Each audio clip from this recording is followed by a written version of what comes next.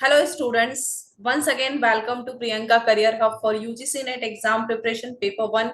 My name is Priyanka Punjabi. I am UGC NET qualified with 98 percentile in labor welfare code 55 and currently I am working as an assistant professor in BBA IB department. So friends, आपका री exam जो होने वाला है वो अगस्त में होने वाला है, तो इसीलिए हम एमसीक्यू क्वेश्चन जो है daily MCQ practice question discuss कर रहे हैं।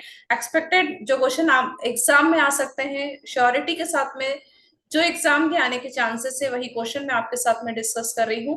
एंड फ्रेंड्स, आज के सेशन में हम teaching aptitude and research aptitude के क्वेश्चन डिस्कस करेंगे एंड उन क्वेश्चन के ऑप्शन का भी डिटेल में एनालिसिस करेंगे। अगर आपने अभी तक चैनल को सब्सक्राइब नहीं किया है तो चैनल को सब्सक्राइब कर लीजिए ताकि आगे आने वाले वीडियोस के नोटिफिकेशन आपको टाइम टू टाइम मिल जाए। एंड फ्रेंड्स, कम्युनिटी में जो आपके क्वेश्चन में पोस्ट करती हूँ उसका आंसर जो है आप वो जरूर दिया करो। एंड आपके स्कीम से रिलेटेड क्वेश्चन में कुछ डाउट है तो स्कीम से रिलेटेड क्वेश्चन के लिए हम स्पेसिफिक एक वीडियो बना लेंगे जिसमें हायर एजुकेशन रिलेटेड स्कीम जो है आपके कॉन्सेप्ट उसमें क्लियर हो जाए।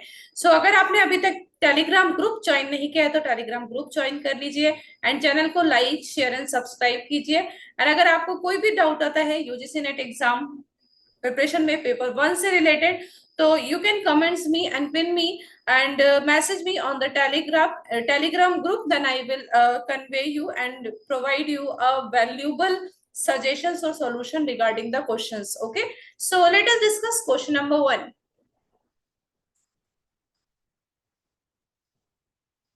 क्वेश्चन नंबर 1 आपके सामने है,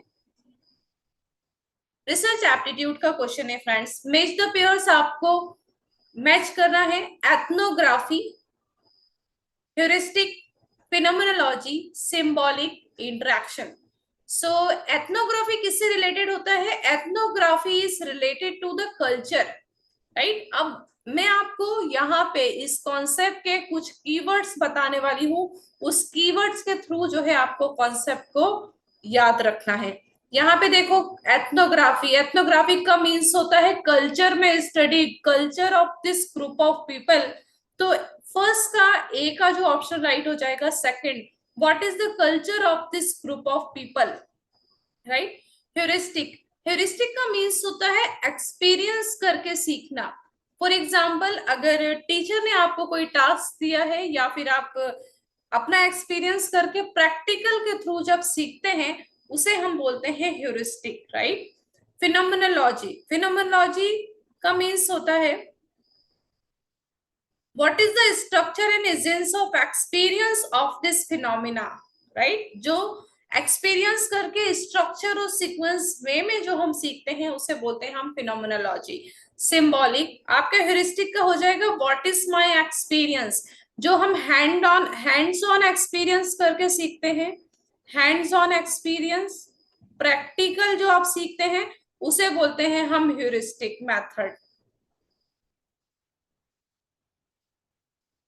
फॉर एग्जाम्पल, आपने यूजीसी नेट एग्जाम की प्रिपरेशन स्टार्ट की, बट ये आपका टास्क है कि कहाँ से कंटेंट को आपको कलेक्ट करना है, किस चैनल के थ्रू पढ़ना है, किस टीचर से पढ़ना है, आपको कहाँ से किस क्वेश्चन को हम कहाँ से कलेक्ट करें, किस टाइप का कंटेंट कलेक्ट करें कि हमारा जो है एग्जाम क्रैक हो जाए। मींस आप प्रैक्टिकली उन चीजों को एक्सपीरियंस करके सीख रहे हैं, इसे ही बोलते हैं हम heuristic method. Symbolic interaction, what common set of symbols and understanding have emerged to give meaning of people interaction, जो हम people के साथ में interaction करते हैं that is the symbolic method। तो A का हो जाएगा सेकंड, तो A जो है सेकंड आपका सेकंड ऑप्शन में है एंड B का थर्ड, तो option number second is the right answer. Next question number 2। So question number 2 आपके सामने है, which of the following research focuses on enhancing the corpus of knowledge in a given field? Option number 1, action research, evaluation research, applied research and fundamental research।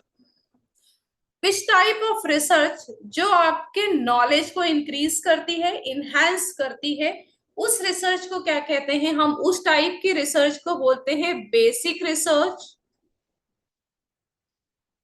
Basic research, pure research and fundamental research, fundamental research. तो जो आपके knowledge को enhance करती है, knowledge को enhance करती है means कि उस टाइप की रिसर्च जिस जिस टॉपिक के ऊपर अभी तक कोई रिसर्च नहीं हुई है, अभी तक कोई स्टडी नहीं हुई है, आप जीरो लेवल से रिसर्च स्टार्ट कर रहे हैं, उसे हम बोलते हैं basic, pure and fundamental research. तो इस टाइप की रिसर्च के थ्री नेम होते हैं, basic, pure and fundamental. So option number 4 is the right answer. Next, question number 3। A college principal conduct an ethnographic probe into the problems faced by tribal students. Which method of sampling will be most appropriate? Option number 1, random sampling. Option number 2, stratified sampling, cluster sampling and systematic sampling. Question में आपसे पूछा गया है कि एक college principal conduct करना चाहता है ethnographic probe into the problems.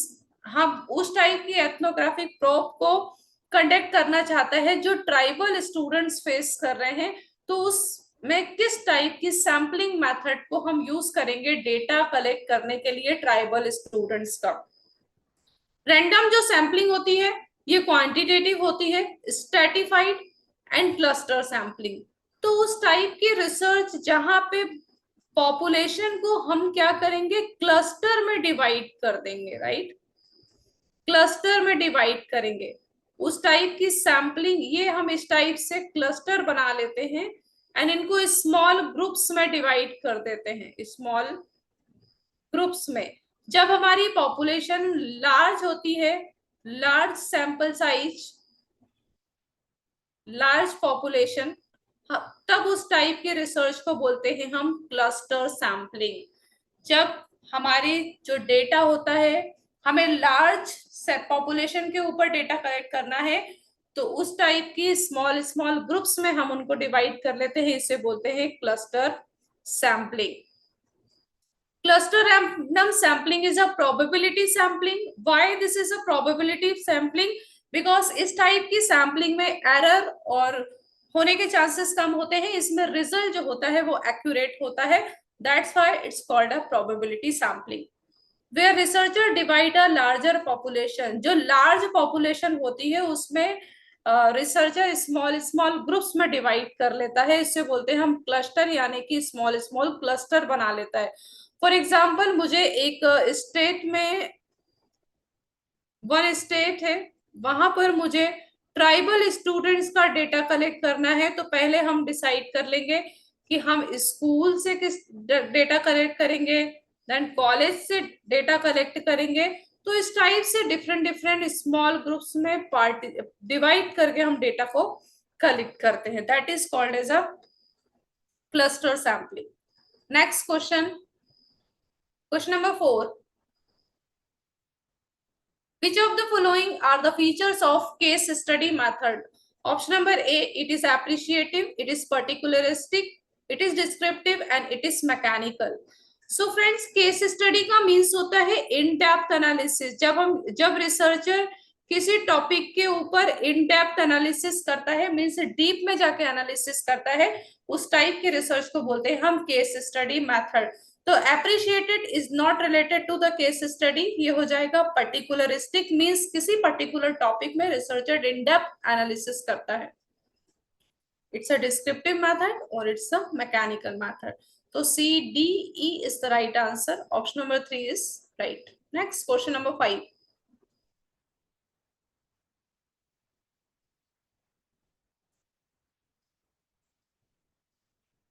Sorry, ये हमारा सी डी ई नहीं होगा, क्योंकि ये तो ऑप्शन ही नहीं है। B C D, option number second is the right answer.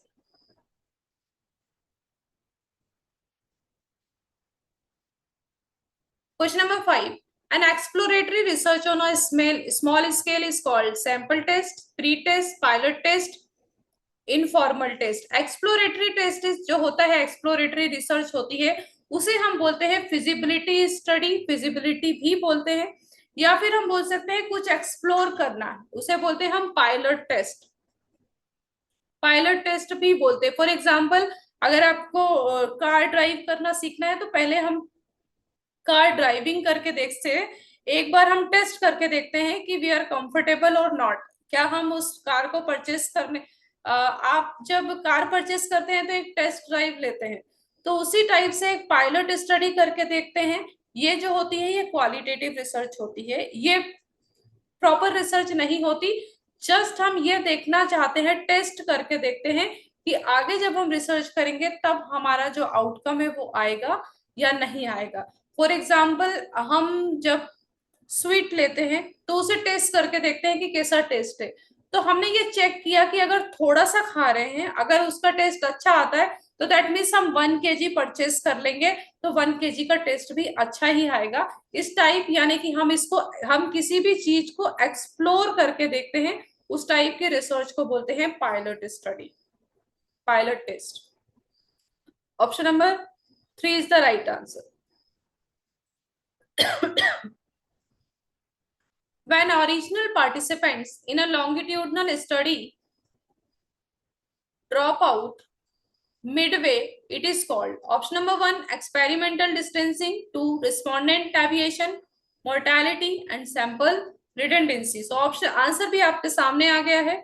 Longitudinal study का मीन्स होता है जब कोई रिसर्चर लॉन्ग टाइम तक रिसर्च करता है। फॉर एग्जाम्पल, आपने रिसर्च 2024 में स्टार्ट की, बट वही आप 2034 तक आपकी रिसर्च 10 साल तक चल रही है, कुछ 20 ईयर्स तक चल रही है, 15 ईयर्स तक चल रही है। तो उस टाइप की लॉन्गिट्यूडनल स्टडी में, फॉर एग्जाम्पल, हमने 10 साल पहले जो रिसर्च स्टडी की थी एक कॉलेज के ऊपर की थी, उस स्टूडेंट्स के ऊपर, बट अब वो स्टूडेंट्स तो पास आउट हो गए, वो तो है नहीं, 10 साल तक तो वो कॉलेज में नहीं होंगे।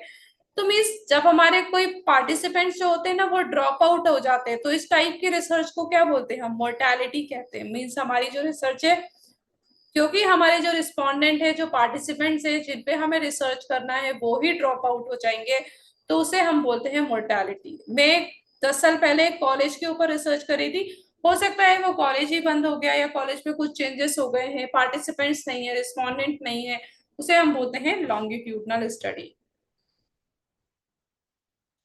तो लॉन्गिट्यूडनल स्टडी जो होती है, repeatedly examine individual to detect the changes, क्योंकि इसमें चेंजेस तो होते हैं, रिस्पोंडेंट्स भी चेंज होंगे, स्टडी में भी चेंजेस होगा, तो इस स्टडी को हम कोरिलेशन रिसर्च भी बोला जाता है।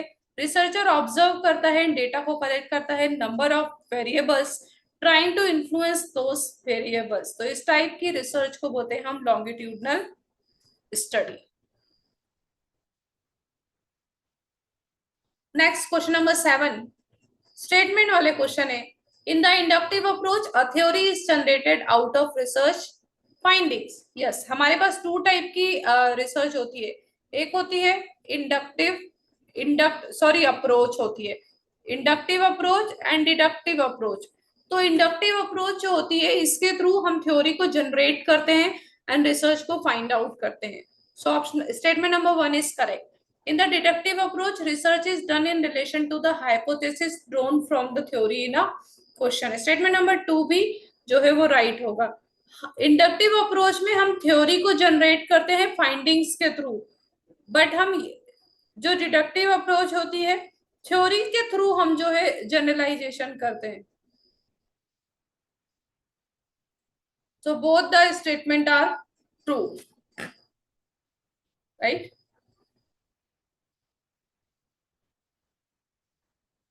Next, question number 8. Multivariate, statement number 1.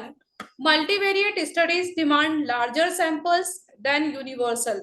Universal का means होता है वन में, only वन particular स्टडी को करना, मीन्स यानी कि वन फील्ड में करना या फिर वन टॉपिक के ऊपर करना। Multivariate study means different studies करना वन टाइम में। तो स्टेटमेंट में आपसे बोल रहा है कि मल्टीवेरिएट स्टडी डिमांड करता है larger samples then, obviously univariate का मीन्स होता है वन, मल्टी का मीन्स होगा वन और more. Multi means, multivariate means one और मोर। तो मल्टीवेरिएट में हमें लार्ज सैंपल की जो है रिक्वायरमेंट होगी। तो statement number 1 is correct. Multivariate studies do not analysis the data sets involving several response. जब हम लार्ज पॉपुलेशन की बात कर रहे हैं, मल्टीवेरिएट स्टडीज कर रहे हैं, डिफरेंट वेरिएट पे स्टडी कर रहे हैं, जब हमें डेटा जो है लार्ज सैंपल का डेटा कलेक्ट करना है, तो वहां पर जो रिस्पॉन्स होंगे, डेटा सेव होंगे, वो सेवरल रिस्पॉन्सेस की हमें रिक्वायरमेंट होगी। तो यहाँ पे नॉट नहीं होना चाहिए था, तो statement number 2 is incorrect. First is true and second is false. Option number 3 is the right answer. Next, question number 9. Which of the following are disadvantages of qualitative research? Option number A, too sensitive to the context, open to debate, too subjective, difficulties to generalize. हमें यहाँ पर qualitative research का disadvantages बताना है। Two types की research होती है, qualitative, quantitative. Qualitative, इसमें डेटा जो होता है वो एक्यूरेट नहीं आता, अजम्पशन के बेसिस पे हम डेटा को कलेक्ट करते हैं और रिसर्च करते हैं। बट क्वांटिटेटिव रिसर्च में नंबर के फॉर्म में स्टेटिस्टिकल डेटा आता है, जिसका रिजल्ट और आउटकम एकदम एक्यूरेट होता है। इसमें किसी भी टाइप के बायसनेस होने के चांसेस नहीं होते। तो ये जो डिसएडवांटेज होता है क्वालिटेटिव का, ये सब्जेक्टिव होता है। क्वांटिटेटिव जो रिसर्च होती है आपकी, क्वांटिटेटिव, वो ऑब्जेक्टिव होती है, क्योंकि इसमें बायसनेस नहीं होती है, नो बायसनेस। क्वालिटेटिव में क्या होती है, बायसनेस होती है। तो which one is subjective? Qualitative is subjective. Difficulties, qualitative research में जनरलाइजेशन करने में डिफिकल्टीज होती है। Issues of replication, C D E is the right. Option number 3 is right. Open to debate, ये नहीं है। Too sensitive to the context, it's also not correct. तो option number 3 is the right answer. Question number 10. When a research problem is related to heterogeneous population, the most suitable sample method. जब आपकी heterogeneous का means होता है, option आपके पास given है, cluster sampling, stratified sampling, convenient sampling and lottery method. जब आपकी heterogeneous का मीन्स होता है पॉपुलेशन बहुत ज्यादा है और पॉपुलेशन आपको लार्ज पॉपुलेशन के ऊपर डेटा को, सैंपल साइज को कलेक्ट करना है, तो उसके लिए हम यूज करते हैं stratified sampling. Stratified means for example हमें डिफरेंट कैटेगरीज के स्टूडेंट्स पर रिसर्च करना है हमें, तो फिर हम चेक करेंगे जनरल स्टूडेंट्स, ओबीसी कैटेगरी के स्टूडेंट्स, एसटी, एससी, ईडब्ल्यूएस। तो इस टाइप से हम डेटा को कलेक्ट करते हैं, मींस स्ट्रेटा बना लेते हैं।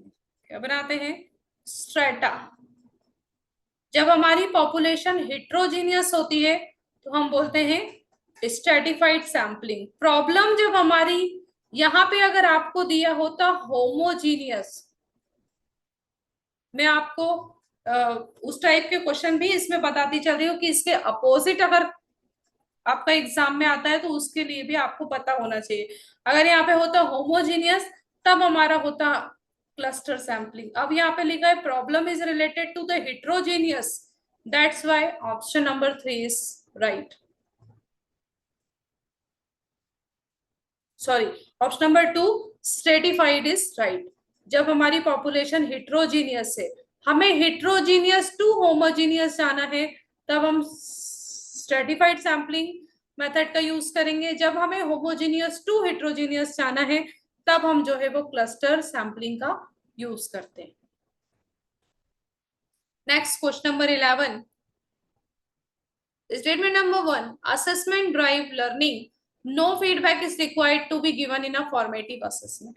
असेसमेंट का मीन्स होता है जब हम अपने स्टूडेंट्स को इवेलुएट करते हैं। अभी जो हम यूज करते हैं कॉलेज में कंटिन्यूस इवेल्युएशन मेथड का यूज करते हैं। जब हम स्टूडेंट्स को क्विज के थ्रू या ग्रुप डिस्कशन, असेसमेंट, प्रोजेक्ट के थ्रू कोई भी टास्क देके उसको असेस करते हैं, यानी कि उसका इवेल्युएशन करते हैं, तो उससे स्टूडेंट्स की लर्निंग जो है वो स्किल्स एनहांस होती है। मींस स्टूडेंट्स कुछ सीखता है और उसकी क्रिटिकल थिंकिंग जो होती है वो डेवलप होती है। Right, statement number 1 is correct. No feedback is required to be formative assessment. यहाँ पे नो नहीं होना चाहिए, तो statement number 2 is incorrect.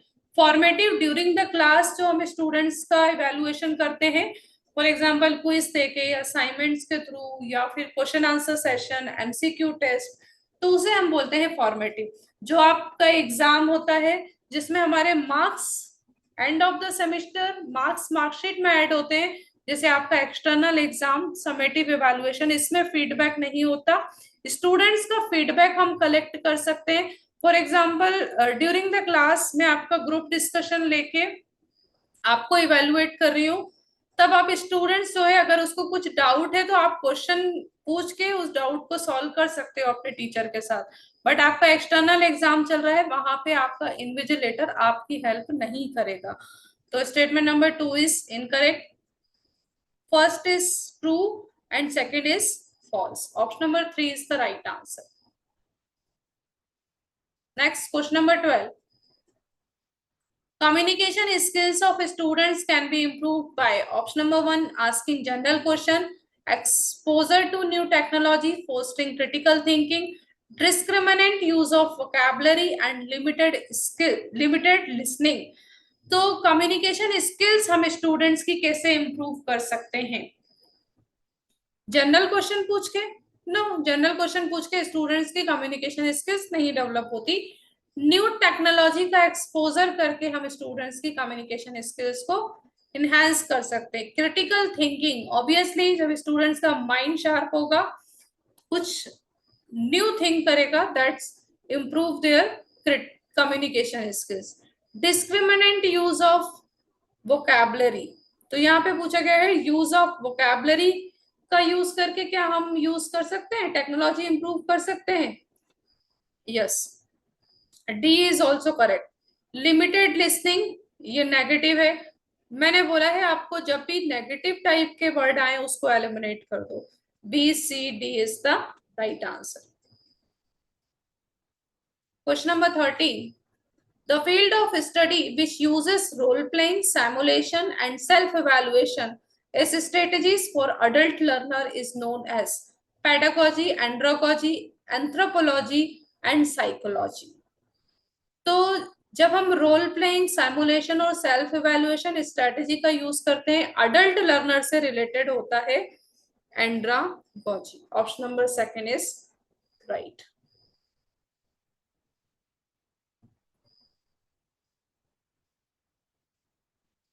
Adult learner theory को डेवलप किया था माल्कम नोबल्स ने 1913 टू 1997। इन्होंने कहा था सेल्फ कॉन्सेप्ट, स्टूडेंट्स जो है वो सेल्फ लर्न कर सकते हैं। Readiness to learn, students ready होते हैं लर्न करने के लिए। Orientation to learning, motivation to learn, adult learner experience, जो स्टूडेंट्स अडल्ट होते हैं वो एंड्रोगॉजी में आते हैं। पेडागॉजी, चाइल्ड, जो स्टूडेंट्स स्कूल में पढ़ते हैं, चाइल्ड पेडागॉजी। अडल्ट किस में आते हैं? Andragogy. Heutagogy means higher education, for example PhD students heutagogy. Child teacher के ऊपर डिपेंडेंट होते हैं, अडल्ट इंडिपेंडेंट होते हैं, मैच्योर होते हैं। लर्नर्स जो होते हैं वो इंटरडिपेंडेंट होते हैं। इंटरडिपेंडेंस का मीन्स होता है ना ही वो इंडिपेंडेंट होते हैं ना ही डिपेंडेंट। इंटरडिपेंडेंट मीन्स होते हैं कि टीचर जो है उनका सिर्फ एक गाइड होता है। जैसे अगर आप पीएचडी करते हैं तो पीएचडी में आपको एक गाइड प्रोवाइड किया जाता है। ये नेक्स्ट लेवल का होता है। यहाँ पे आप स्कूल से नेक्स्ट लेवल में जाते हैं एंड्रोगॉजी में। ये आपकी परफॉर्मेंस को इंक्रीज करता है और ये आपकी पोटेंशियल को इंक्रीज करता है। पेडागॉजी में जो एक्स्ट्रा मोटिवेशन होता है वो बाहर से आता है कि टीचर ही आपको मोटिवेट करेगा तभी आप मोटिवेट होते हैं। बट एंड्रोगॉजी, अगर आप अडल्ट हैं तो खुद ही मोटिवेशन आता है कि मुझे यूजीसी नेट क्वालिफाई करना है, मुझे जेआरएफ करना है, या फिर असिस्टेंट प्रोफेसर बनना है, या फिर हमें जो हमारा ड्रीम है वो करना है। तो मोटिवेशन कोई पर्सन नहीं देता, हमें इंटरनली एक्सपीरियंस से जो है मोटिवेशन मिल जाता है। सेल्फ एफिकेसी ड्राइवन होता है ये। So this is the difference all about the pedagogy, andragogy and hudagogy. Next, question number 14, CBCS. Which of the following is incorrect regarding the CBCS? CBCS का full form होता है Choice Based Credit System. Option number 1, CBCS is a framework to provide choice and elective and optional to students. CBCS can be implemented only through online programs. MOOC can be used to provide choices for CBCS institution. Generic elective and skill enhancement courses are provided under the CBCS framework. तो CBCS जो होता है students को पहले हमारे जो marks आते थे, हम ग्रेजुएशन या पीजी करते थे, वो हमारे परसेंटेज में होते थे। बट अब क्या किया है, जो कॉलेज स्टूडेंट्स है, जो यूजी और पीजी के स्टूडेंट्स है, उनका जो है चॉइस बेस्ड क्रेडिट सिस्टम है। चॉइस बेस्ड क्रेडिट सिस्टम का मीन्स उनके जो सब्जेक्ट है वो इलेक्टिव होते हैं, वो अपने अकॉर्डिंग किसी भी सब्जेक्ट को चूज कर सकते हैं। वो कंपलसरी नहीं होते, कुछ सब्जेक्ट इलेक्टिव होते हैं और उनके लिए उन्हें क्रेडिट प्रोवाइड किए जाते हैं जो उनकी एबी आईडी में जो है वो ऐड होते हैं। तो ये जो फ्रेमवर्क होता है ये इलेक्टिव और ऑप्शनल होता है स्टूडेंट्स के लिए। इसके लिए उनके मार्क्स की जगह पे ग्रेड होते हैं,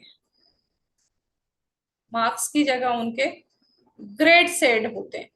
सीबीसीएस इम्प्लीमेंटेड, ये सिर्फ ऑनलाइन इम्प्लीमेंटेशन नहीं है, ये ऑफलाइन कॉलेज एंड इस कॉलेज में जो है ये इम्प्लीमेंटेड हुआ था CBCS, right.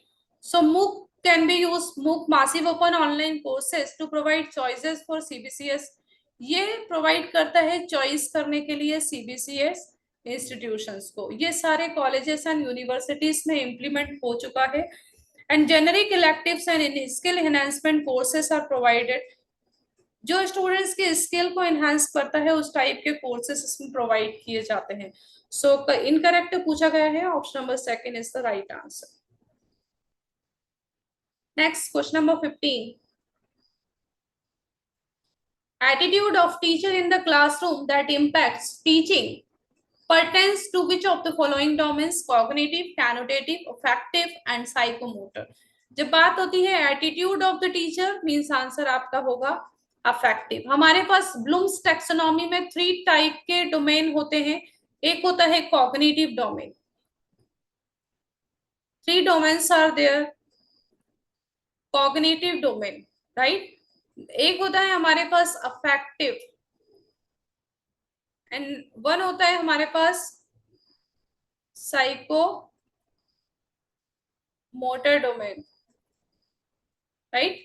So Anita Horo ने दिया था affective domain and Bloom's taxonomy में मैंने आपको बताया था इसका अफेक्टिव की शॉर्टकट बताया था R walk, I M pan, ये बताया था मैंने आपको साइकोमोटर एंड के case.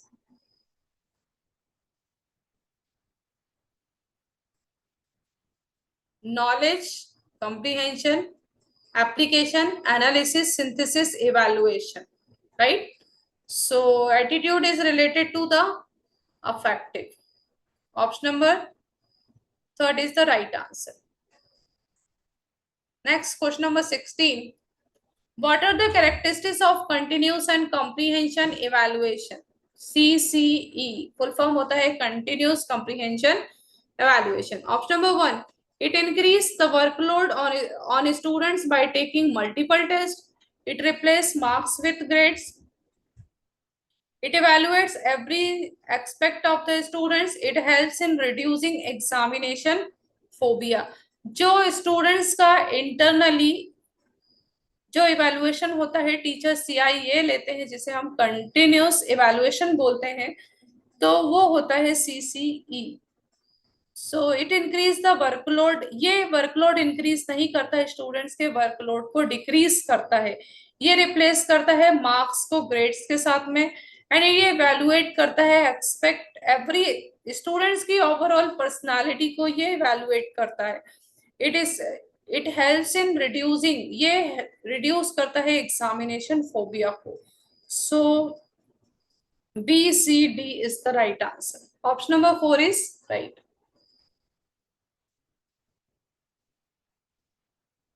Question number 17. Which of the following is an example of maximum performance test? Personality test, projective personality test, aptitude test and interest and attitude test. तो students का जिसमें maximum performance होता है वो maximum performance होता है aptitude test. जैसे आपका यूजीसी नेट में एप्टीट्यूड टेस्ट होता है पेपर 1 जनरल एप्टीट्यूड, इसमें स्टूडेंट्स का मैक्सिमम परफॉर्मेंस होता है। Option number 3 is the right answer. Next question number 18, which of the following are the logical steps for an instructions design system under MOOC? Policy analysis, need analysis, content analysis, learn analysis, assignment analysis. Massive open online courses अगर आप design कर रहे हैं तो किस steps को आप follow करेंगे इंस्ट्रक्शंस डिजाइन करने में? For example, if you are designing the course related to the MOOC, which sequence you are following for the instructions? सबसे पहले जो कोर्स हम डिजाइन कर रहे हैं उसकी नीड को क्रिएट करेंगे कि ये कोर्स की जरूरत क्या है, क्यों नीड है, क्यों हम ये कोर्स प्रोवाइड कर रहे हैं। पहले आप नीड असेस करोगे, फिर उसके बाद हम कंटेंट पे ध्यान देंगे कि इस कोर्स में जो हम कंटेंट स्टूडेंट्स को प्रोवाइड कर रहे हैं क्या वो उसके लिए इम्पोर्टेंट है। फिर उसके बाद हम लर्नर्स का एनालिसिस करेंगे कि किस टाइप के स्टूडेंट्स को वो कोर्स डिलीवर करना है। तो सेकंड, थर्ड एंड फोर्थ यानी कि B C D is the right answer. Option number second is the right answer. Next question number 19, which of the following statement are key features of formative evaluation?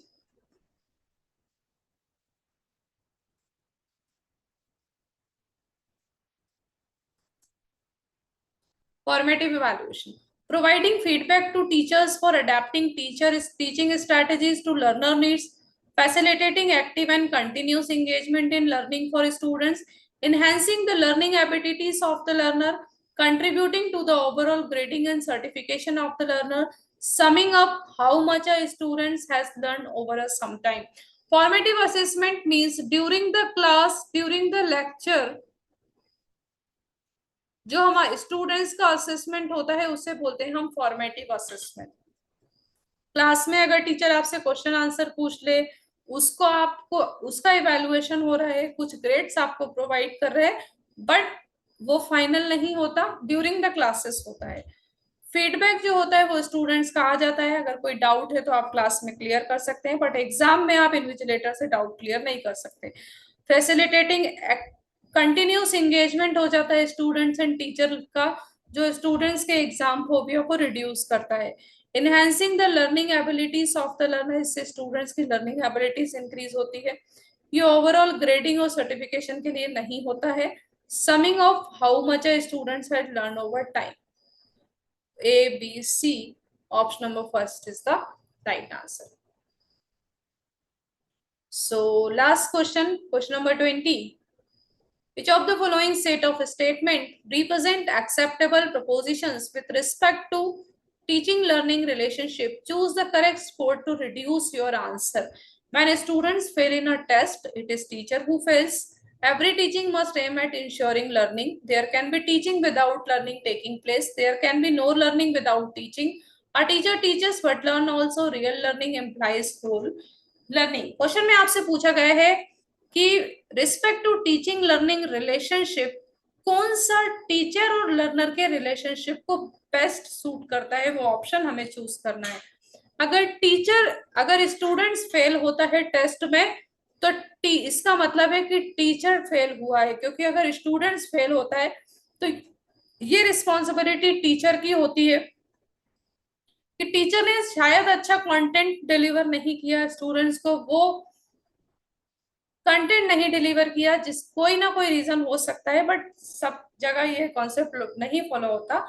But यह बोला जाता है कि अगर teacher students fail हो रहा है तो इसमें टीचर फेल होता है। तो option number 1 is correct. Every teaching must have, जितनी भी टीचिंग होती है, फॉर एग्जाम्पल कोई टीचर अगर आपको टीच कर रहा है तो वो कुछ ना कुछ तो आपको सिखा के ही जाता है। तो option number 2 is correct. There can be teaching without learning taking place.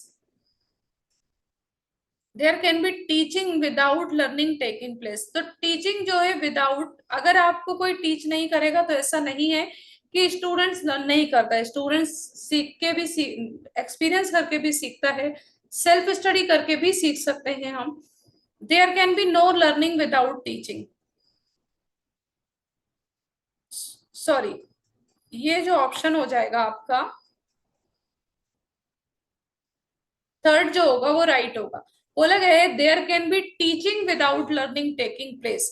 तो टीचिंग जो होता है विदाउट लर्निंग, अगर लर्नर नहीं होगा तो टीचर टीच किसको करेगा. तो without learner teaching is not possible, that's why third is correct.